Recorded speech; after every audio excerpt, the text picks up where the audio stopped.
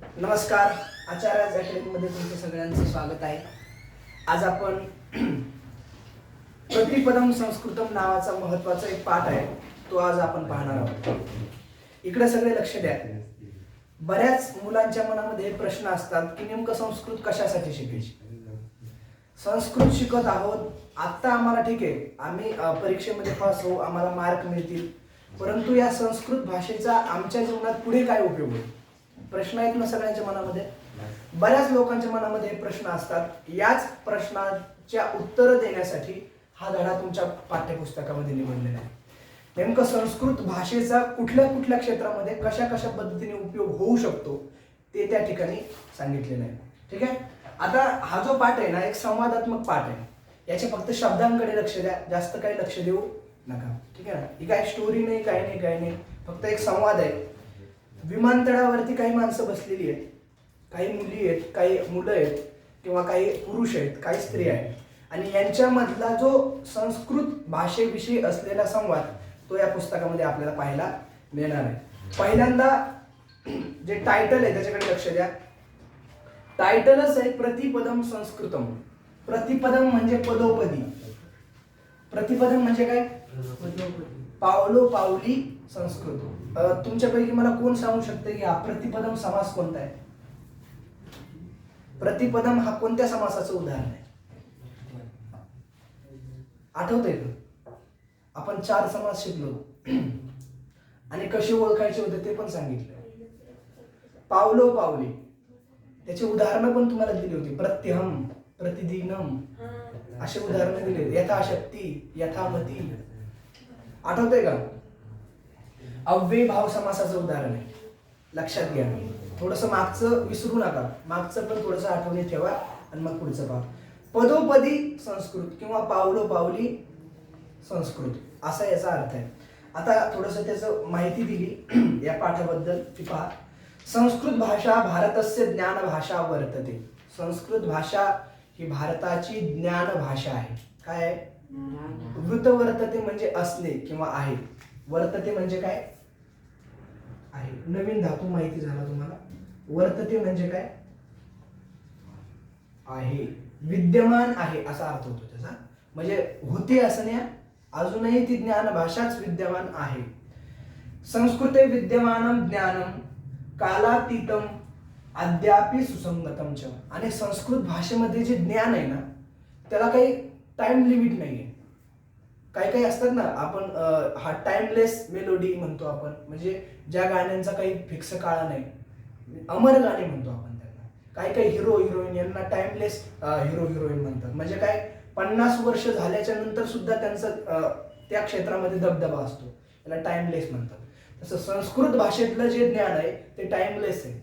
काळाची मर्यादा त्याला 2000 वर्षापूर्वी जे ज्ञान लिहिलंय, 5000 वर्षापूर्वी जे ज्ञान लिहिलंय, किंवा जे वेद हजारो वर्षापूर्वी लिहिले गेले, त्यातलं ज्ञान आजही ते आपल्याला उपयोगाला येतं आणि अनेक लोकांनी त्याचा उपयोग करून घेतलाय. ठीक आहे ना. म्हणजे संस्कृत भाषेतलं ज्ञान कसं आहे? कसं आहे? टाइमलेस आहे, कालातीत आहे, आणि दुसरी गोष्ट सुसंगत आहे. आज सुद्धा ते ज्ञान आपल्या जीवनाशी सुसंगत वाटतं. आज सुद्धा ते आपल्या कामाचं वाटतं. ठीक आहे. आता किम अर्थम संस्कृतम, जी मी तुम्हाला सुरुवातीला बोललो ना, संस्कृत कशासाठी, मग तेच विचारता येते. किमर्थम संस्कृतम, कशासाठी संस्कृत. कह लाभ संस्कृत पाठनेन मम, मला फायदा काय. तोट्याचा व्यवहार या जगात कोणी करत नाही, आहे ना. तोट्याचा व्यवहार करतं का कोणी? नाही. मी हे करत आहे याचा मला फायदा काय. तर मग संस्कृत आपण शिकत आहोत याचा आमच्या जीवनामध्ये फायदा काय, अशी आपल्याला शंका येऊ शकते. त्याचे उत्तर याच्यामध्ये तुम्हाला मिळणार आहे. विद्यालय उत्तरम अपि अस्ति वा संस्कृत अध्ययनस्य अवसरः. आणि शाळेपर्यंत ठीक आहे, परंतु शाळा सुटल्याच्या नंतर किंवा शाळेतून आपण ज्यावेळेस शाळा सोडतो त्यावेळेस नंतर सुद्धा संस्कृत अध्ययनाचा काही फायदा आहे का, किंवा त्याच्यावर काहीतरी व्यवसाय आपल्याला सुरू करता येऊ शकतो का, काही नोकरी आपल्याला करता येऊ शकतं का, आपल्या उपजीविकेचं साधन ते संस्कृत भाषा होऊ शकते का, अशा पद्धतीचे अनेक आपल्या मनामध्ये शंका असतात. ठीक आहे ना. अपि संस्कृत अध्ययन अहम वृत्तीम लभे. आता हा जो वृत्ती शब्द आहे ना, वृत्ती या शब्दाचा अर्थ आहे उपजीविकेचं साधन. वृत्ती म्हणजे काय? आताच्या भाषेत त्याला तुम्ही जॉब म्हणा, नोकरी म्हणा, बिझनेस म्हणा, आहे का नाही, काही म्हणा, ते तुमच्या काय उपजीविकेचं साधन आहे. मला उपजीविकेचं साधन या संस्कृत शिकल्यामुळे मिळेल का, अशा पद्धतीचे प्रश्न आहेत. ठीक आहे ना. इथे बहव प्रश्न छात्र जीवने म्हणजे विद्यार्थी दशामध्ये आसमान संत्रासयंती, आम्हाला त्रास देतात. कोणते प्रश्न? या संस्कृत भाषेचा नंतर काय करायचं, हे जे आम्ही शिकलो हे आमच्या जीवनात काय उपयोगाला येईल, याचा आम्हाला फायदा काय, किंवा याच्यामुळे आमचं पोट भरू शकतं का, याच्यामुळे आम्हाला काही व्यवसाय नोकरी काहीतरी मिळू शकतं का, अशा पद्धतीचे अनेक प्रश्न आहेत. ते सगळ्या विद्यार्थ्यांना काय करत असतात, त्रास देत असतात. ठीक आहे ना. आता संस्कृत अध्ययनेन युगानुकूला वृत्तीतून लभ्यते एव अपितु यस्मिन् क्षेत्रे वयम कार्यरतः तत्र अस्माकं गुणवत्ता अपि वर्धते. आता त्यांनी उत्तर दिले, ते म्हणतात संस्कृत शिकल्यामुळे तुमच्या पोटाचं म्हणजे काय, तुमचा व्यवसाय तर तुम्हाला मिळणारच आहे, म्हणजे तुमच्या उपजीविकेचं साधन संस्कृत भाषा नक्कीच होणार आहे. परंतु तुम्ही ज्या ज्या क्षेत्रामध्ये आहात त्या त्या क्षेत्रामध्ये तुमची गुणवत्ता सुद्धा संस्कृत भाषेमुळे काय होणार आहे, विकसित होणार आहे. आज तुम्ही पहा, जी माणसं संस्कृतचं अध्ययन केलेलं आहे ना, त्यांना सुभाषित माहिती असतं, त्यांना जीवनाविषयी तत्वज्ञान माहिती असतं, त्यांच्या बोलण्यामध्ये क्लिअरन्स असतो. पाहिलं ना तुम्ही असे लोक पाहता, त्यांच्यामध्ये गुणवत्ता वाढते, एवढं सांगायचं त्यांना. वर्धते म्हणजे वाढत्या, जसं वर्धते म्हणजे आहे तसं वर्धते म्हणजे काय, वाढते. धातू नवीन जे आले ते समजून घ्यायचं. ठीक आहे. आता यानंतर पहा, तद अर्थम त्याच्याकरिता, तदर्थम म्हणजे काय, त्यासाठी किंवा त्याकरिता संस्कृतम अवश्यम अध्येतव्यम, संस्कृत अवश्य शिकायला पाहिजे. तव्यत प्रत्यय शिकलोत ना आपण, आता पाठीमागे शिकलोत कृत्य प्रत्ययमध्ये, तिथं तव्यत प्रत्यय म्हणजे काय, शिकायला पाहिजे. आठवतंय का थोडं थोडं? हा. अध्येतव्यम म्हणजे काय, शिकायला पाहिजे. अवश्यम अध्येतव्यम. यह संस्कृतम सम्यक जानाति स एव यथार्थया तस्य सर्वेषु क्षेत्रेषु उपयोजनं कर्तुं शक्नोति. आणि एक गोष्ट लक्षात घ्या, थोडीशी संस्कृत शिकला आणि त्याचा लगेच त्याच्या जीवनात उपयोग झाला असं होत. जो व्यक्ती संस्कृत भाषेचं चांगलं ज्ञान ठेवतो किंवा संस्कृत भाषा ज्याला चांगली कळाली, तोच व्यक्ती त्याच्या क्षेत्रामध्ये त्या भाषेचा उपयोग करू शकतो. ठीक आहे ना. किंवा त्याचा उपयोग कर्तुं शक्नोति, करू शकतो. हा, शक्नोति म्हणजे काय, शकतो. आता संवादाला सुरुवात होते. पहिल्यांदा तो संवाद कुठला आहे त्याच्या संदर्भात सांगितलंय. संवाद स्थलम विमानतलस्य प्रतीक्षालय. आताच्या भाषेत काय, विमानतळ म्हणतो ना आपण, विमानतळ, एअरपोर्ट. त्या एअरपोर्ट वरचं प्रतीक्षा स्थान असतं ना. पहा, तुम्ही एअरपोर्ट वर जर गेलात तर लोकांना बसण्या, एकदा तिकीट वगैरे केलं की तिथं बसण्यासाठी तुम्हाला हे दिलेलं असतं. तुमचं जोपर्यंत विमान येत नाही तोपर्यंत तुम्हाला बसण्यासाठी तिथं ठेवलेलं असतं खुर्च्या. आता पहा, केचन जनाः यात्रायाः आरंभार्थं प्रतीक्षन्ते. आता कोणी वेगवेगळी माणसं वेगवेगळ्या कारणासाठी विमानतळावर जातात. कुणी प्रवासासाठी जातं, कुणी फक्त फिरण्यासाठी जातं, कुणी कामानिमित्त जातं. प्रत्येकाची कामं वेगवेगळी असतात. परंतु यात्रेच्या, प्रवास यात्रा, कोणती यात्रा आहे, प्रवास यात्रा. नाहीतर तुम्ही ती खंडोबाची यात्रा, अमुक यात्रा, तशा यात्रा नाही, प्रवास यात्रा. यात्राया आरंभार्थं प्रतीक्षन्ते. यात्रेचे आरंभ होण्याची काय करत होती ते, प्रतीक्षन्ते म्हणजे वाट पाहणे. प्रतीक्षा शब्द आहे ना, प्रतीक्षा शब्दाचा अर्थ आहे वाट पाहणे. केचन सुखेन निद्रामग्न. आणि काही काही माणसं बराच वेळ झाला, अजून आपला वेळ आहे, मग काही काही झोपली होती. ठीक आहे ना. निद्रामग्न म्हणजे काय, झोपलेली होती, झोपेत मग्न झाली होती. केचन कॉफी पानस्य आनंदम अनुभवंती. काही काही लोक अशी होती. आता तिथलं चित्र तुमच्या डोळ्यासमोर उभं केलं जाते. तिथं कोण कोण काय काय करतं, काय आता पहा, बस स्टँडवर जा तुम्ही, काही माणसं असे झोपलेली असतात, काही माणसं पेपर वाचतात, काही माणसं चहा पितात, काही माणसं गप्पा मारतात, आहे ना. तसंच विमानतळावरचं एक दृश्य तुमच्या समोर उभं करण्याचा प्रयत्न आहे त्यांचा. काय काय करतायत, काही वाट पाहतायत, काही सुखाने झोपलीत, काही कॉफी पिण्याचा आनंद अनुभवतायत. तत्र एका महोदया प्राप्नोती. महोदया म्हणजे एक लेडीज तिथं आली. हा, तिथं 10-5 माणसं होते ना, वेगवेगळ्या पद्धतीचे कामं करणारे. मग त्यांच्यामध्ये एक लेडीज आली आणि त्या तिथं बाकावरती येऊन बसली. आता पहा, तत्र एका महोदया प्राप्नोती सा उपविश्य किम अपि पुस्तकम पठितुम प्रारभते. आता ती बसल्याच्या नंतर उपविश्य म्हणजे काय, बसून, ती बसून तिने काय केलं, कुठलं तरी एक पुस्तक वाचायला घेतलं. उपविश्य म्हणजे काय, बसून. जे शब्द माहिती नसतील त्याला याच्यामध्ये पुस्तकामध्ये येणे सस्पेन्शनने लिहून घ्या. पुस्तकस्य मुखपृष्ठे संस्कृत सूक्ती संग्रह इति शीर्षकम वर्तते. शीर्षक म्हणजे काय, टायटल. शीर्षक म्हणजे काय, टायटल. आता ती जी लेडीज तिथे येऊन बसली होती त्यांच्यामध्ये, तिच्या हातामध्ये एक पुस्तक होतं आणि त्या पुस्तकाला टायटल काय होतं, संस्कृत सुभाषित संग्रह, म्हणजे संस्कृत भाषेतील सुभाषितांचा संग्रह. आता काही काही असतात ना, म्हणजे ज्यांना वाचनाची आवड असते, बसमध्ये पण वाचतात, विमानामध्ये पण बसल्याच्या नंतर पण वाचतात, कुठेही गेल्याच्या नंतर काही काही माणसं वाचतच असतात आणि विशेष करून लेडीज जास्त वाचतात. ठीक आहे ना. मग तिथं वाचताना ते पाहायला मिळाले. मग तदृष्ट्वा म्हणजे ते पाहून समीपस्थ कोपी महाजन. महाजन म्हणजे जेंटलमॅन, आताच्या भाषेत आपण म्हणतो ना जेंटलमॅन म्हणजे सभ्य माणूस. कुणीतरी एक महाजन तयासह वक्तुम प्रारंभते, त्या लेडीज बरोबर बोलायला सुरू करतो. कोण, महाजन. महाजन म्हणजे जेंटलमॅन. ठीक आहे ना.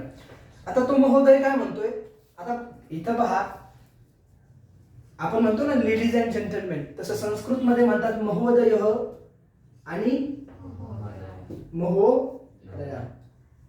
महोदया, महोदय आणि महोदया यांच्यामधला संवाद आहे तो पहा थोडासा. अपि भवती संस्कृतम पाठयति, म्हणजे तुम्ही सुद्धा संस्कृत शिकवता का. पाठयति म्हणजे काय, तुम्ही सुद्धा संस्कृत शिकवता का. का असं का त्याच्या मनामध्ये निर्माण झाला असा प्रश्न. ती काय वाचत होते, संस्कृत सुभाषित संग्रह त्यांच्या हातामध्ये पाहिलं आणि याला पण संस्कृत मधली आवड असू शकते. तो म्हणतो तुम्ही संस्कृत शिकवता का. ठीक आहे ना. आता बसल्याच्या नंतर काहीतरी माणसाला टाइमपास करायचा असतो, मग आपलं बोलण्यामध्ये वेळ घालवतात. आता ती महोदया काय म्हणते पहा, महोदया म्हणजे लेडीज काय म्हणते, सस्मितम, थोडस हसून. ठीक आहे ना. न खलू, नाही निश्चितच नाही, मी शिक्षिका नाही. आता पुढे पहा, शब्द कळतात ना रे. जे शब्द समजत नसतील ते मला विचारा, कारण याच्यामध्ये तुम्हाला फक्त शब्दच लक्षात ठेवायचे, बाकी तर काय जास्त महत्वाचं नाही. महोदय, पुन्हा ते व्यक्ती काय म्हणतात, भवत्याः समीपे म्हणजे तुमच्या जवळ, समीप म्हणजे काय, जवळ, तुमच्या जवळ, एतम सुभाषित संग्रहम दृष्ट्वा मया एवं चिंतितम, म्हणजे तुमच्या जवळचा हा सुभाषित संग्रह पाहिला आणि मी असा विचार केला. चिंतितम म्हणजे काय, विचार केला. काय विचार केला ते तुम्हाला मागे सांगितलं. तुम्ही संस्कृत टीचर असाव्यात असं मी विचार केला. आता ती महोदया काय म्हणतात, ओ असं आहे का, ठीक आहे. यद्यपि संस्कृतम न पाठयामि तथापि अस्य पुस्तकस्य मम कार्यक्षेत्रेण सह संबंध अस्ति. जरी मी संस्कृत शिक्षिका नसली, जरी मी संस्कृत शिक्षिका नसले तरी माझ्या क्षेत्राशी या पुस्तकाचा संबंध आहे. कोणत्या शब्दाचा अर्थ कळाला नाही. यद्यपि म्हणजे जरी सुद्धा, जरी सुद्धा, संस्कृतम न पाठयामि, जरी मी संस्कृत नसेल शिकवत, पाठयामि म्हणजे शिकवणे, न पाठयामि म्हणजे न शिकवणे, तथापि तरी सुद्धा, अस्य पुस्तकस्य म्हणजे या पुस्तकाचा, मम कार्यक्षेत्रेन माझ्या कार्यक्षेत्राशी संबंध आहे.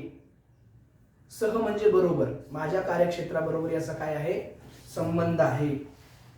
ठीक आहे ना. आता ते महोदय काय म्हणतात, एवं, ठीक आहे, असं आहे का, एवं म्हणजे काय, असं आहे का, ठीक आहे ना, ओके. कस्मिन क्षेत्रे कार्यरता भवती, तुम्ही कुठल्या क्षेत्रामध्ये काम करता. आपण विचारतो ना तुमचं प्रोफेशन काय, तुमचा व्यवसाय काय, किंवा तुमचं काम कुठे करता, काय काम करता, तशा पद्धतीने तो विचारतात की तुम्ही कुठल्या क्षेत्रामध्ये काम करता. म्हणजे तुम्ही इंजिनिअरिंग क्षेत्रात करता, डॉक्टर क्षेत्रात करता, वकिली क्षेत्रात करता, शेतकरी आहात, म्हणजे असे वेगवेगळ्या जे हे आहे शाखा आहेत त्याच्यामध्ये त्याने विचारायचा प्रयत्न आहे. आता त्या लेडीज काय म्हणतात, अहम व्यवस्थापन प्रशिक्षिका रूपेण कार्यम करोमि. व्यवस्थापन प्रशिक्षिका माहिती आहे तुम्हाला, मॅनेजमेंट सायन्स. मॅनेजमेंट सायन्स म्हणजे एखादा व्यवसाय, त्या व्यवसायाची मॅनेजमेंट करायची. कुठल्याही क्षेत्रामध्ये मॅनेजमेंट लागतेच. आता शैक्षणिक क्षेत्र आहे, आपण शैक्षणिक क्षेत्राच्या अंतर्गत येतो. आता एवढी मोठी संस्था चालवायची म्हटल्याच्या नंतर मॅनेजमेंट लागते का नाही, त्याचं नियोजन पाहिजे. मग ती काय सांगते, मी नियोजन मॅनेजमेंट सायन्स मध्ये मी प्रशिक्षिका आहे. ठीक आहे ना. म्हणजे व्यवस्थापन प्रशिक्षिका रूपेण कार्यम करोमि. तर मॅनेजमेंट सायन्स मध्ये मी काय करते, शिकवते. ठीक आहे ना. व्यवस्थापन कसं करायचं याचं मी शिक्षण देते. आता मया अवगतम, आणि मला असं कळालं. अवगतम म्हणजे काय, मया अवगतम म्हणजे काय, मला असं कळालं की यद रामायण. आता पहा, वेगवेगळे ग्रंथांची नावं इथे घेतली. कोणती कोणती आहेत? रामायण माहिती सगळ्यांना. रामायण म्हणजे काय, आत्ताची तुलसी रामायण वगैरे नाही. रामायण म्हणजे मूळ रामायण. मूळ रामायण कोणतं, जे वाल्मिकींनी लिहिलं ते मूळ रामायण, ते रामायण. पुन्हा अजून महाभारत माहिती तुम्हाला, व्यासांनी लिहिलंय. किरातार्जुनीय भारवी नावाचे कवी आहेत, त्यांनी लिहिलंय. आणि रघुवंशम कालिदासांनी लिहिलंय. ठीक आहे ना. इत्यादीषु बहवः श्लोका सन्ति, म्हणजे इत्यादी जे ग्रंथ आहेत, हे ग्रंथ तुम्ही नावं ऐकली असतील आतापर्यंत, परंतु हे जर ग्रंथ तुम्ही कधी वाचले, जर भविष्यात मराठीमध्ये अनुवाद आहे ते जरी वाचले, तरी तुमच्या लक्षात येईल की या ग्रंथातल्या अनेक श्लोकांमध्ये बहवः श्लोका सन्ति, अशी श्लोक आहेत या ग्रंथामध्ये. येषु व्यवस्थापन शास्त्रस्य मूलतत्वानि दृष्टांत सहितानि निर्दिष्टानि. कळतंय का तुम्हाला? म्हणजे हे जे रामायण, महाभारत, किरातार्जुनीय, रघुवंशम, हे जे वेगवेगळे ग्रंथाचे नाव आहेत ना, या ग्रंथामध्ये व्यवस्थापन कसं करावं याच्या संदर्भात काही मूळ श्लोक सापडतात. ठीक आहे ना. आता पहा, रामायण मध्ये युद्ध आहे, महाभारतामध्ये युद्ध आहे. युद्ध करायचं म्हटल्याच्या नंतर युद्धाचं व्यवस्थापन कसं करायचं, कुणाला कोणतं क्षेत्र द्यायचं, कोणत्या योद्ध्याला कुठं ठेवायचं, कुठल्या सैन्याला कोणत्या बाजूला ठेवायचं, कुणी कुणाशी लढलं पाहिजे, युद्धाचं एक जो आराखडा असतो, एक ब्ल्यूप्रिंट असते, ती तयार करणं म्हणजेच मॅनेजमेंट करणं. समजलं ना. मग या सगळ्या ग्रंथामध्ये व्यवस्थापनाचे मूळ तत्व सापडतात असं कोण म्हणते? व्यवस्थापनाचे मूळ मुद्दे सापडतात असं कुणाचं म्हणणं आहे? महोदया त्यांचं म्हणणं आहे. आणि असं नाही की फक्त नुसते सिद्धांत सांगितले, तर दृष्टांतासहित त्यांनी ते पटवून देण्याचा प्रयत्न केला त्या ग्रंथकारांनी. वेगवेगळ्या दृष्टांताच्या माध्यमातून व्यवस्थापन कसं करावं. महाभारतामध्ये तर याचे सर्वोत्तम नमुने आहेत. ठीक आहे ना. महाभारताचं युद्ध आतापर्यंत सर्वात भयंकर युद्ध आहे, आणि त्या युद्धामध्ये तुम्हाला जर तुम्ही महाभारत मालिका जरी पाहिली तरी तुमच्या जीवनामध्ये तुम्हाला भरपूर त्याचा फायदा होईल. आजही विद्वान लोकांची मतं ऐका, त्यांचं काय म्हणणं आहे. त्यांचं म्हणणं आहे महाभारतामध्ये जेवढी पात्र आहेत ना, ती पात्र म्हणजे त्या काळातली पात्र नाहीत, आजही ती पात्र आपल्या भोवती फिरतायत, आणि त्या पात्रांची, त्या व्यक्तींची मानसिकता त्या ग्रंथातून आपल्याला कळते. आणि बऱ्याचशा गोष्टी त्याच्यातून तुम्हाला म्हणजे जे येणारे धोके, त्या धोक्यापासून तुम्ही सावध होता. तुम्हाला जी लोक उद्या धोका देणार आहेत, आणि धोका दिल्याच्या नंतर जो तुम्हाला पश्चाताप होणार आहे, ग्रंथ वाचल्याच्या नंतर तो पश्चाताप होण्याची वेळ येणार. तुम्ही अगोदर सावध व्हाल. जसं की एखाद्या ठिकाणी तुम्ही जर गेलात, तर जात असताना पुढे जर रस्ता बंद असेल, रस्ता खराब असेल, वळण असेल, तर अगोदर पाटी दिलेली असते. काय दिलेली असते? तुम्हाला सतर्क करतात, सावध करतात की पुढे घाट आहे का नाही, पुढे खड्डा आहे, किंवा पुढे रस्ता बंद आहे, तुम्हाला सावध करतात की नाही. तसं हे ग्रंथ तुम्हाला तुमच्या जीवनाच्या मार्गावरून चालत असताना तुम्हाला सावध करतात की पुढे पुढे असे तुम्हाला धोके येणार आहेत, असे माणसं तुम्हाला भेटणार आहेत, आणि या माणसांचं व्यवस्थापन तुम्हाला अशा पद्धतीने करायचं. ठीक आहे ना. कोणत्या माणसाशी कसं वागा हे पण महाभारतामध्ये शिकवलंय, आणि इतके सुंदर सुंदर उदाहरण आहेत, जर सांगायला गेलं तर याच्यावरच आपला पूर्ण पाठ होऊन जाईल. त्याच्यामध्ये एक तर फार मला आवडलंय, महाभारतामध्ये एक श्लोक फार सुंदर आहे. मला वाटतं 8वी-9वीच्या सुभाषितामध्ये पण तो असू शकतो, 8वी-9वीच्या पुस्तकामध्ये. त्यांचं असं म्हणणं आहे, परस्पर विरोधेतु वयम पंचचते शतम. असं झालं, एकदा जंगलामध्ये पांडव गेले, आणि तिथं गंधर्वानी दुर्योधनावर अटॅक केला. गंधर्व त्या काळातली एक जसे आज आदिवासी वगैरे प्रजाती आहेत ना, गंधर्व एक प्रजाती, तर ती गंधर्वांनी काय केलं, दुर्योधनावर अटॅक केला. आणि त्याच जंगलामध्ये आता दुर्योधन वनामध्ये गेला होता कशासाठी? पांडवांना त्रास देण्यासाठी. म्हणजे फौज फाटा घेऊन जायचं आणि पांडवांना काहीतरी त्रास द्यायचा, त्यांच्यासमोर त्यांना चिडवण्यासाठी दुर्योधन गेला होता. परंतु झालं उलट, पांडव तर वनामध्ये राहत होते, दुर्योधन गेला तिथं गंधर्वाशी त्याचं भांडण झालं. कुणाचं? आणि दुर्योधनाला त्या गंधर्वाने बंदी बनवलं. आणि ही बातमी जेव्हा यांना कळाली, पांडवांना, त्यावेळेस सगळे जे होते ना, भीम, अर्जुन, हे सगळे म्हटले बरं झालं, म्हटले बरं झालं, चांगलं झालं. आपला भाऊ जरी असला तरी आपल्याला त्यांनी घरातून बाहेर काढले. तुम्हाला माहिती आहे पांडवांना वनवास झाला होता. मग आपल्याला घरातून ज्यांनी बाहेर काढले त्यांना आपण का वाचवायचं असं झालं. त्यावेळेस धर्मराजाने हा श्लोक वापरलाय. तो म्हणतो परस्पर विरोध हेतू वयम पंचचते शतम. जेव्हा आपापसात भांडणं असतील तेव्हा आपण ते 100 आहे आणि आपण 5 आहे, ठीक आहे ना. परंतु ज्यावेळेस तिसरा व्यक्ती तुमच्यावर अटॅक करतो ना, तुम्ही त्यावेळेस ते आपण 5 आणि ते 100 नाही, तर आपण सगळे 105 आहोत. वयम पंचाधिकम शतम म्हणजे काय, ज्यावेळेस तुमच्यावर बाहेरचा व्यक्ती अटॅक करतो त्यावेळेस तुमच्यामध्ये एकी असणे गरजेचं आहे. या सगळ्या गोष्टी महाभारतातून तुम्हाला शिकायला मिळतात.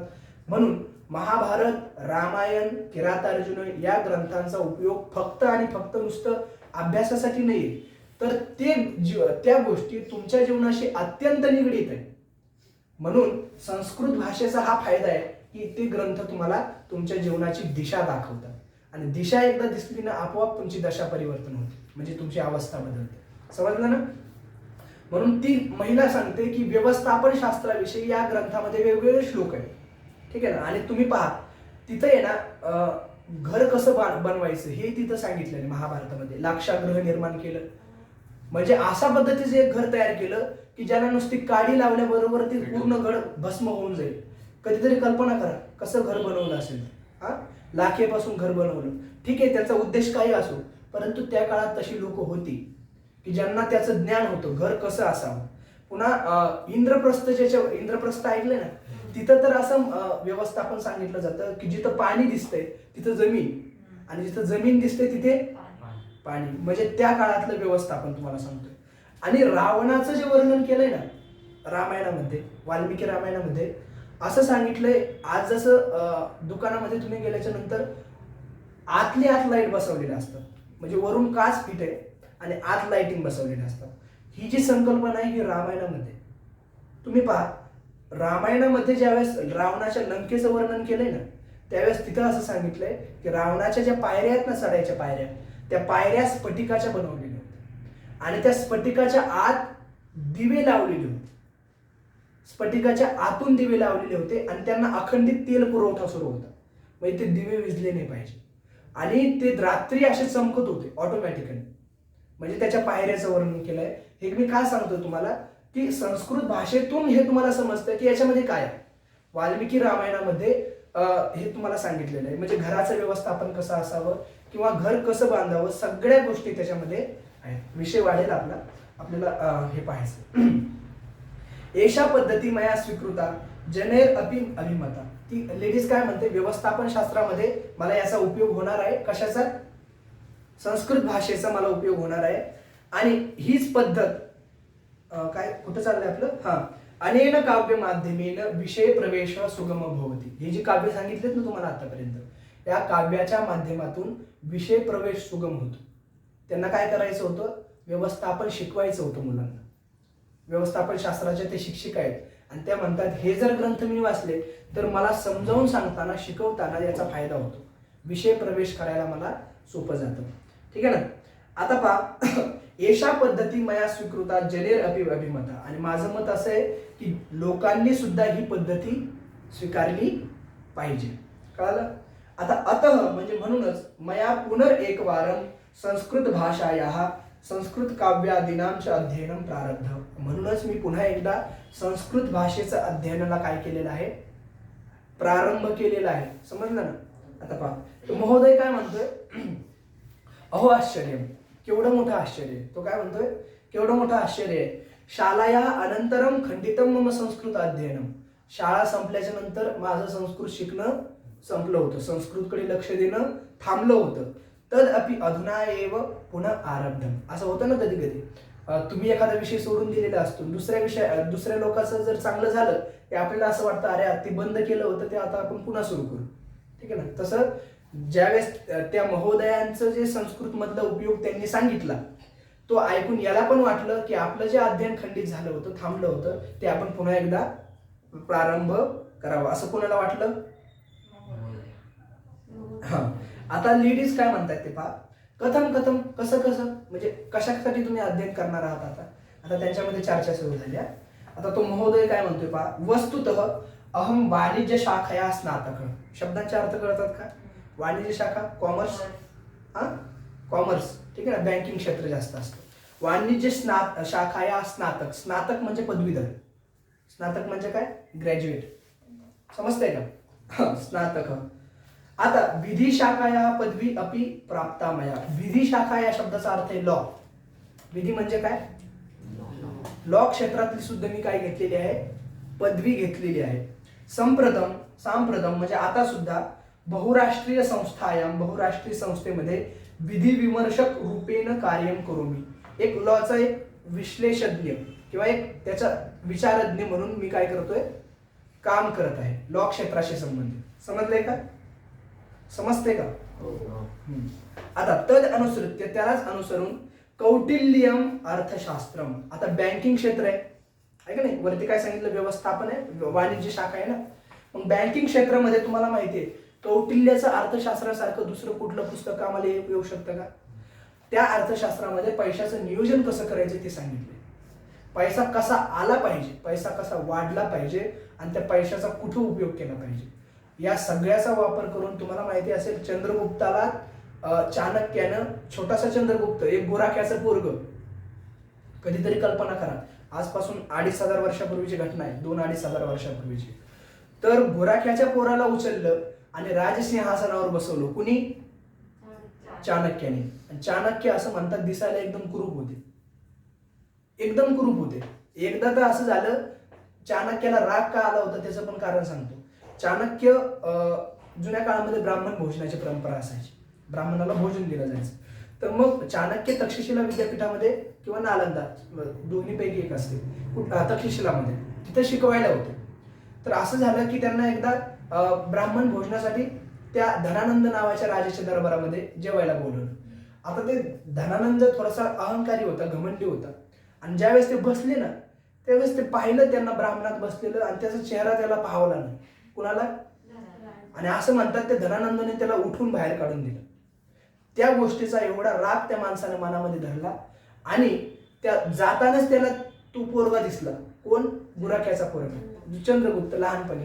त्याला त्यांनी पाहिलं, ते राजाचा खेळ करत होते. ते पोरं आहेत ना, असं एक दगडावरती बसलेला होता तो चंद्रगुप्त आणि तो बाकीच्या मुलांना आदेश देत होता. त्याने पाहिलं याच्यामध्ये राजा होण्याची लक्षणं आहेत. मग त्याने तिथून पुढे त्याचं प्रशिक्षण सुरू केलं, त्याला घडवलं, त्याच्यामध्ये सगळं बिल्डिंग म्हणजे त्याला पूर्ण बांधणी केली त्याची, ठीक आहे ना, त्याला पूर्ण तयार केलं आणि एक दिवस त्याला त्या गादीवर बसवलं आणि धनानंदाला बाजूला केलं. आणि पैशाचं एवढं जबरदस्त नियोजन केलं, कुठलंही सैन्य नसताना त्याने हळूहळू हळूहळू सैन्य एवढं वाढवलं आणि युद्ध न करता त्याने विजय मिळवला, असं वर्णन आहे. पहा बरं का, धनानंदावर अटॅक नाही केला, सैन्य एवढं वाढवलं, धनानंदाच्या सैन्याने शस्त्र खाली टाकून दिले. याचा सैन्य एवढं वाढवलं की तो जो धनानंद होता त्याने आपले शस्त्र खाली टाकून दिले. याला म्हणतात तुम्हाला मोठं करा, बाकीचे आपोआप लहान होते. दुसऱ्याला लहान करण्यामध्ये वेळ घालवू नका. बिरबलाची गोष्ट ऐकली ना तुम्ही? 2 रेषा, एक रेष ओढली होती आणि कुणीतरी सांगितलं बिरबलाला की ही रेष तुम्ही काय करा, लहान करून दाखवा. तर मग कुणी जायचं आणि ती पुसून काढायचं आणि तिथं आड घातली की कुणी पुसायची नाही. मग त्यावेळेस बिरबल उठला आणि त्याच्या शेजारी एक मोठी रेष काढली, आपोआप ती रेष काय झाली, लहान झाली. तोच हा प्रकार आहे. चाणक्याने स्वतःची सैन्य वाढवलं, धनानंदाचं सैन्य आपोआप कमी झालं. समजलं? अशा पद्धतीने पैशाचं नियोजन जर कुणी योग्य पद्धतीने सांगितलं असेल तर ते अर्थशास्त्र ग्रंथामध्ये, कौटिल्याचं अर्थशास्त्र. आणि मी तुम्हाला एकदा सांगितलं होतं की 2 ग्रंथ, अर्थशास्त्र आणि भगवद्गीता, यांचा आर्मीच्या विषयामध्ये सुद्धा समावेश करण्याचा विचार सुरू आहे, ठीक आहे ना? समजतंय का? मग काय कुठपर्यंत आलो होतो आपण आता? कौटिल्यम अर्थशास्त्रम याज्ञवल्क्य स्मृती. तर याच्यामध्ये जीवनाविषयी तत्वज्ञान सांगितलेलं असतं, कसं जगावं, काय म्हणजे काय काय जीवनामध्ये करावं ते स्मृतीशास्त्रामध्ये सांगितलेलं आहे. इत्यादीनां ग्रंथानां अध्ययनम सहाय्यकरम भवेत इति गुरुभिः उक्तम. म्हणजे या विषयांचा अभ्यास तुमच्यासाठी उपयोगाला येईल असं माझ्या गुरूंकडून सांगितलं गेलंय. असं कोण म्हणताय? त्या लेडीज म्हणतायत. अतः म्हणजे म्हणूनच अधुना अहम शस्त्र विषयकानां संस्कृत ग्रंथानां अध्ययने यत्नम करोमि. म्हणूनच मी काय करते, संस्कृत शिकण्याकरता काय करते, प्रयत्न करते, संस्कृत ग्रंथांचा अभ्यास करण्याचा प्रयत्न करत आहे. आता स्यूतात किमपि संस्कृत पुस्तकम दर्शयति. आता त्याच्याकडे बॅग आहे. स्यूत म्हणजे काय? त्या बॅग मधून कुठलं तरी एक संस्कृतचं पुस्तक तिने बाहेर काढलं आणि ते दाखवते. तयो पृष्ठतः केचन युवकः गोष्टीषु रतः. त्याच्या पृष्ठभागावर म्हणजे मुखपृष्ठावर काही मुलं गोष्टीषु रतः म्हणजे गप्पा मारण्यामध्ये व्यस्त होते. ठीक आहे ना. हा, आता इकडे पहा, तयो पृष्ठतः शब्द आहे. सॉरी मी ते पाहिलं नाही. पृष्ठतः म्हणजे पाठीमागे. पृष्ठतः म्हणजे काय? लिहून घ्या. पुरतः म्हणजे पुढे, पृष्ठतः म्हणजे पाठीमागे. म्हणजे हे ज्यावेळेस त्यांची चर्चा सुरू होती त्यावेळेस त्यांच्या मागे काही 3-4 मुले काय करत होती? गप्पा मारण्यामध्ये दंगलेली होती, रमलेली होती, आहे ना. गोष्टीषु रतः, गप्पा गोष्टीमध्ये. आपण आजही तो शब्द वापरतो, गप्पा गोष्टी. ठीक आहे ना. गोष्टीषु रतः. प्रसादः, कोणते कोणते शब्द आहेत पहा, कोणते कोणते मुलं आहेत. प्रसाद नावाचा मुलगा आहे, समीर आहे, लीना आहे आणि तनुजा आहे. इथे येता आणि परस्पर मित्रांनी, हे 4 जण मित्र तिथे होते. तेषु अन्यतमः तत् पुस्तकं दृष्ट्वा महोदयम उपगम्य वदति. आणि ते त्यांनी काय केलं? ते पुस्तक पाहिलं. त्यांनी जे पहिलं एक पुस्तक होतं आणि दुसरं एक पुस्तक काढलं संस्कृतचं. मग ते पुस्तक पाहून ती जी मागची मुलं गप्पा मारण्यात रमली होती ती पुस्तक पाहून यांच्याजवळ आली. ठीक आहे ना. आता पहा, जवळ जाऊन बोलली. वदती म्हणजे काय? बोलतात. काय बोलतात? हा, समीर म्हणतोय महोदय भवतो संवादे, भवतो म्हणजे तुमच्या दोघांच्या संवादातून संस्कृतस्य संदर्भ श्रुतः मया. मला संस्कृतचा काहीतरी संदर्भ ऐकायला आला. तो काय म्हणतोय? तुमच्या दोघांच्या बोलण्यातून मला संस्कृतचा थोडासा विषय ऐकायला मिळाला. भवान अपि विश्व संस्कृत परिषद निमित्तम विदेशम प्रस्थितः. ते काय म्हणतायत? तुम्ही सुद्धा विश्व संस्कृत परिषदेसाठी विदेशामध्ये चालला आहात का? याचा काय अर्थ होतो? याचा अर्थ होतो ते चालले. कुठे चाललेत ते? विश्व संस्कृत परिषदेकरता हे चाललेत. आणि यांच्याकडून सुद्धा संस्कृत त्यांनी ऐकले. कुणाकडून? महोदय आणि महोदया. मग हे मुलं काय म्हणतायत? तुम्ही सुद्धा त्या विश्व संस्कृत परिषद जी भरली आहे, म्हणजे त्यांना हे सांगायचंय विदेशामध्ये सुद्धा विश्व संस्कृत परिषद भरतात, तिथं तुम्ही चालले आहात का? असं प्रश्न विचारतोय. कोण विचारतोय? समीर विचारतोय. ठीक आहे ना. प्रस्थित म्हणजे निघालेले आहात का? प्रस्थित म्हणजे काय? निघालेले आहात का? ठीक आहे ना. आता महोदय म्हणतात न खलु, नाही निश्चितच नाही. परम म्हणजे परंतु. कीदृशी एषा विश्व संस्कृत परिषद. ही विश्व संस्कृत परिषद जे तुम्ही शब्द सांगितले आता त्याचा नेमका काय अर्थ होतो? ती काय आहे? ठीक आहे ना. कीदृशी नेमकं कशी आहे? अपि भवान संस्कृतस्य छात्रा, तुम्ही सुद्धा संस्कृतचे विद्यार्थी आहात का? असं कोण म्हणतंय? महोदय म्हणतात.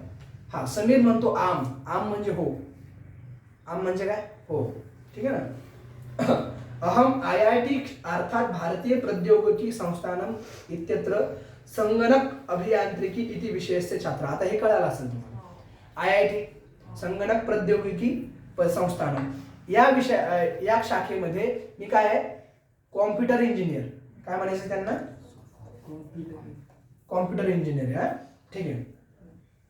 आता त्याचा विद्यार्थी आहे आणि तत्र छात्रा हा संस्कृतम अपि पठितुम शक्नुवन्ति. आणि तिथं आहे ना काही मुलं संस्कृत शिकण्याची इच्छा करतात तिथं सुद्धा.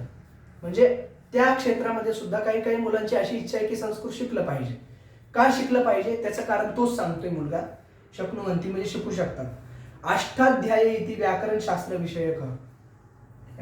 आता तुम्हाला मी सुरुवातीला सांगितलं भारताचं जे व्याकरण आहे महाराष्ट्रातलं किंवा पूर्ण देशातलं मराठीचं व्याकरण असेल, या व्याकरणाचा उगम सगळ्यात अगोदर संस्कृत भाषेतून झाला. संस्कृत भाषेतला पहिला ग्रंथ लिहिला अष्टाध्यायी. कुणी लिहिली ती? पाणिनी नावाचे संस्कृत मधले फार प्रसिद्ध व्याकरणकार झाले. त्यांनी ती अष्टाध्यायी लिहिली. त्याच्यानुसारच आतापर्यंत व्याकरण सुरू आहे. ठीक आहे ना. आणि याचं मी तुम्हाला सांगितले त्यांचे जवळपास 2000 सूत्र आहेत. 2-2.5 जास्त सूत्र आहेत. आता पहा, व्याकरण शास्त्र विषयक ग्रंथ पाठ्यते तत्र मानव विद्या विभागे. मानव विद्या विभागामध्ये तिथं व्याकरण शास्त्र शिकवलं जातं. कुठं?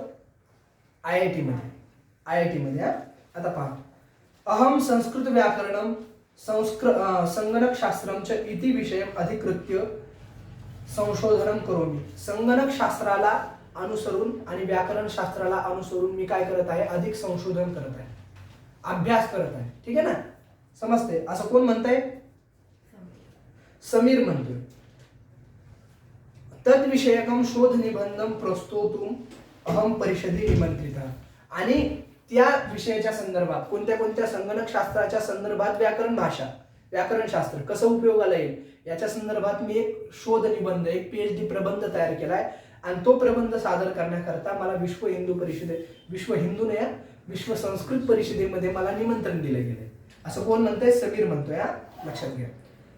आता महोदया काय म्हणतात, ते जे लेडीज बसलेले होते ना त्यांना आश्चर्य झालं.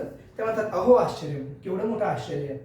तंत्रज्ञान संस्था म्हणजे एवढी मोठी टेक्निकल संस्था आणि तिथे संस्कृत शिकवलं जातं, संस्कृतचा उपयोग होतो, मला आश्चर्य वाटलंय. असं कोण म्हणतंय?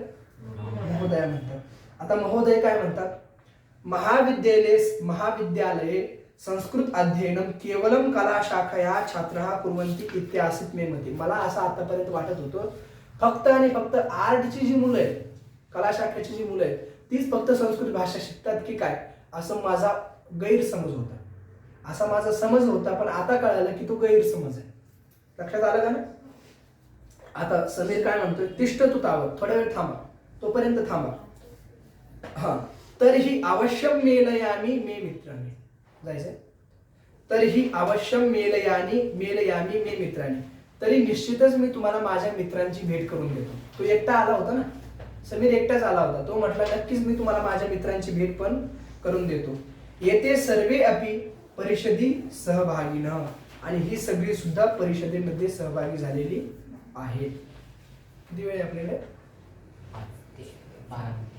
12 मिनिटं. कोण जाईल? ठीक आहे. आता राहिलेली मुलं आहेत ना, नंतर रेकॉर्ड पाहून घ्या. ठीक आहे. आता पहा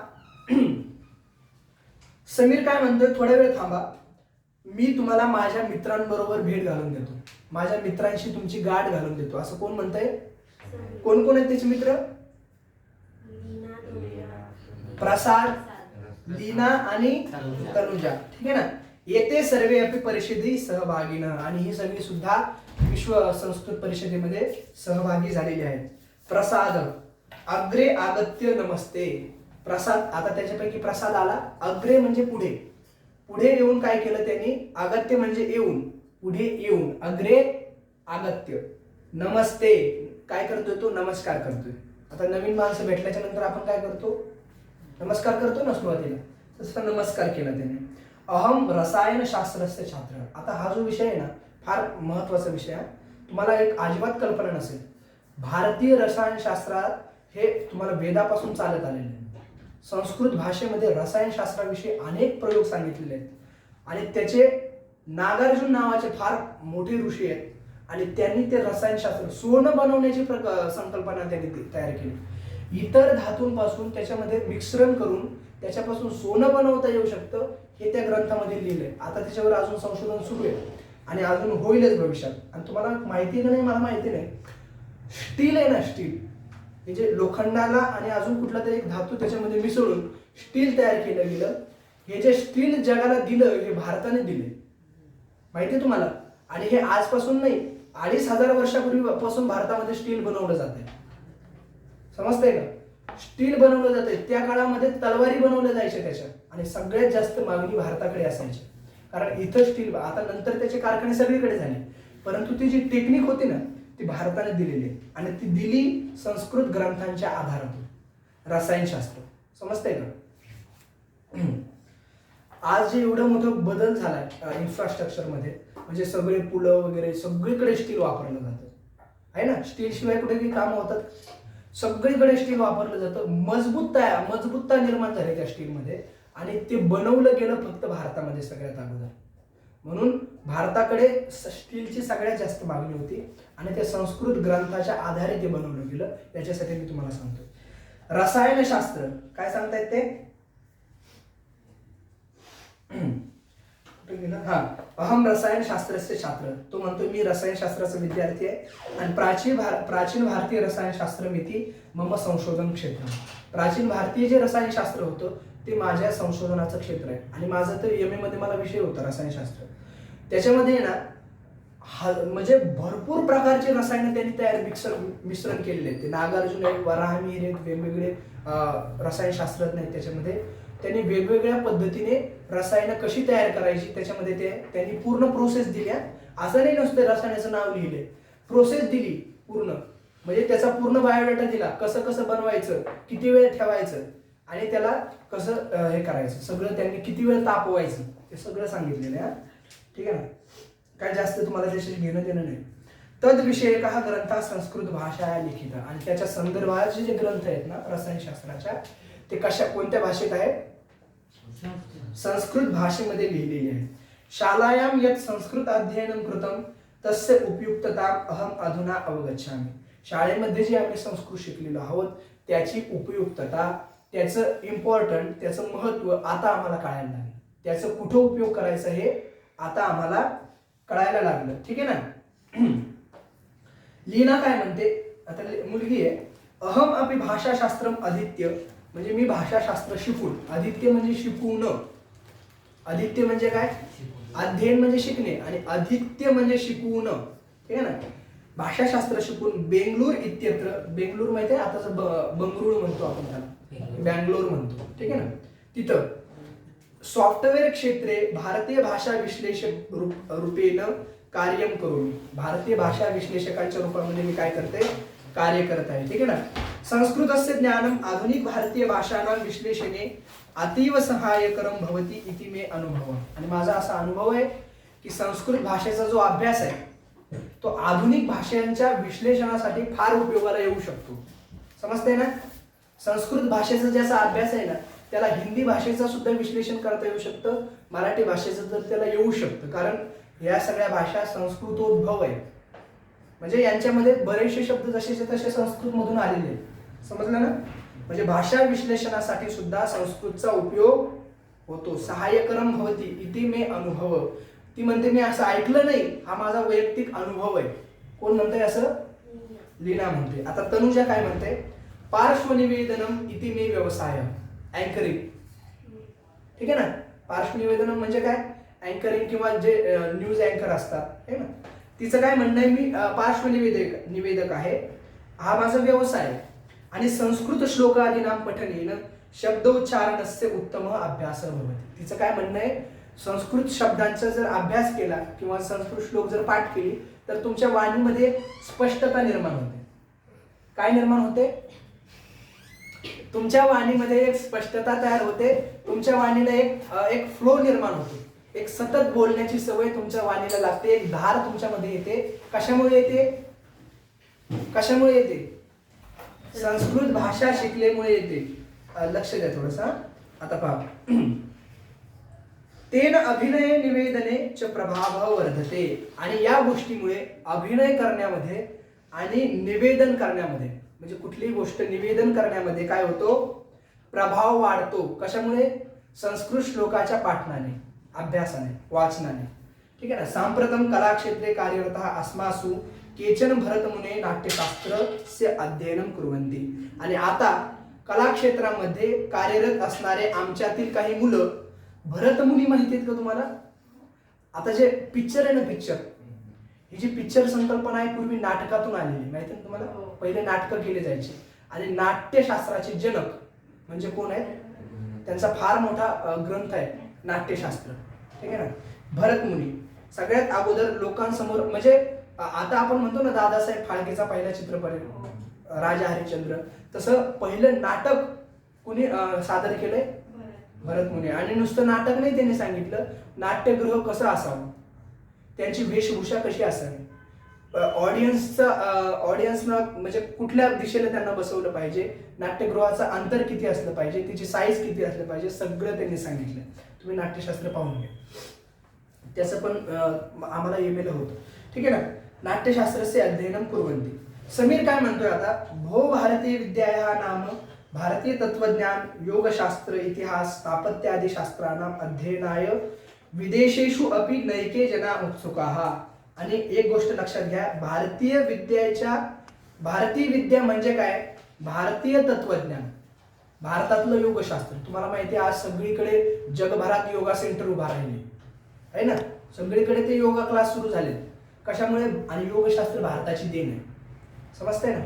योगशास्त्र झालं, भारतीय तत्वज्ञान, इंडियन फिलॉसॉफी तुम्हाला माहिती आहे. स्थापत्यशास्त्र. स्थापत्यादी शास्त्र म्हणजे काय? आताच्या भाषेत त्याला आपण काय म्हणू शकतो? बिल्डिंग वगैरे बांधतात ना, काय म्हणतात त्याला? बिल्डर वगैरे. स्थापत्यशास्त्र. त्या काळामध्ये स्थापत्यशास्त्राचे नमुने तुम्हाला कळतील. आपण औरंगाबादमध्ये राहतो आणि औरंगाबादच्या जवळ तुम्हाला वेरूळची लेणी आहे, ठीक आहे ना, ते मंदिर आहे भगवान शंकराचं. आणि असं असं आहे तिथं, पहा मंदिर पाहिले का तुम्ही? ते कैलास लेणी पाहिली का? डोंगरात कोरलेली ती लेणी आहे, ते मंदिर आहे आणि एकाच दगडापासून बनवलंय आणि वरतून कोरत कोरत खाली आले. जगातली पहिलं आश्चर्य आहे ते. आश्चर्य किती मोठं आहे पहा. मंदिर खालून वर सुरू करत असतात. आधी पाया मग कळस, पण आधी कळस बांधला आणि मग पाया रचला गेला. कुठल्या मंदिराचा? याला म्हणतात स्थापत्यशास्त्र. मग याचं काहीतरी शास्त्र असेल ना. मग हे संस्कृत मध्ये त्यांनी लिहिलेलं आहे, बिल्डिंग कशा तयार करायच्या. आणि पिरॅमिड वगैरे तुम्हाला माहिती आहे. आता याच्यानंतर पहा, कुठे गेलं आपलं? स्थापत्यशास्त्र कळलं ना तुम्हाला? स्थापत्यशास्त्र, बांधकाम विभाग. स्थापत्य आदी शास्त्राणाम अध्ययनाय विदेशेषु अपि नैके जना उत्सुका. विदेशातले सुद्धा खूप माणसं उत्सुक आहेत, कारण भारताचं स्थापत्यशास्त्र अद्वितीय आहे. अद्वितीय आहे भारताचं स्थापत्यशास्त्र. जगन्नाथचं मंदिर असेल, जगन्नाथच्या मंदिराबद्दल काही तथ्य माहिती आहेत का तुम्हाला? म्हणजे इथून गेल्यावर इंटरनेटवर सर्च करा. उत्सुका. तदर्थम कश्चन दूरचित्रवाहिन्य अपि सन्ति. तदर्थम आणि स्थापत्य हे जे संस्कृत विषयाचं ज्ञान देणाऱ्या काही काही टेलिव्हिजनवरती चॅनल पण आहेत. तत्र संस्कृत तज्ञानाम आवश्यकता वर्तते. तिथं संस्कृत तज्ञांची आवश्यकता आहे. मम सुहृद आशय संपादक रूपेण तत्र कार्यरत. आशय संपादक म्हणजे काय? तुम्ही पाहिलं असेल, न्यूज एडिटर असतात ना ते. मग ते काही तिथं लिहिणारे असतात, काही बोलून दाखवणारे असतात, काही निवेदक असतात, काही लेखक असतात. तिथं सुद्धा जॉब मिळू शकतो. कशामुळे? संस्कृत भाषा शिकल्यामुळे. आजही तुम्ही पहा, सह्याद्री जर पाहायला गेलात तर त्याच्यावर संस्कृत बातम्या दाखवल्या जातात. दररोज असतात, संध्याकाळी 8 वाजता का 7 वाजता काहीतरी असतात, ठीक आहे ना. महोदया अस्माभिः संस्कृतस्य अध्ययनं शालायां कृतम्. आमच्याकडून शाळेमध्ये संस्कृतचं अध्ययन केलं गेलं, परंतु तस्य अनेन प्रकारेण उपयोजनं भवेत् इति अस्माभिः नैव चिंतितम्. आणि आम्ही हा कधीच विचार केला नाही की संस्कृतचा असा पण उपयोग होऊ शकतो. आता महोदय काय म्हणतात? सत्यमेव, हे खरंच आहे तुमचं.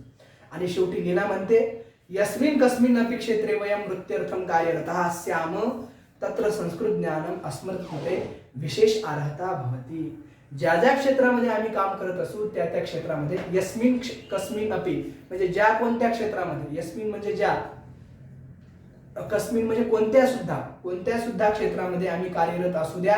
वृत्त्यर्थम म्हणजे काय? उपजीविकेकरिता.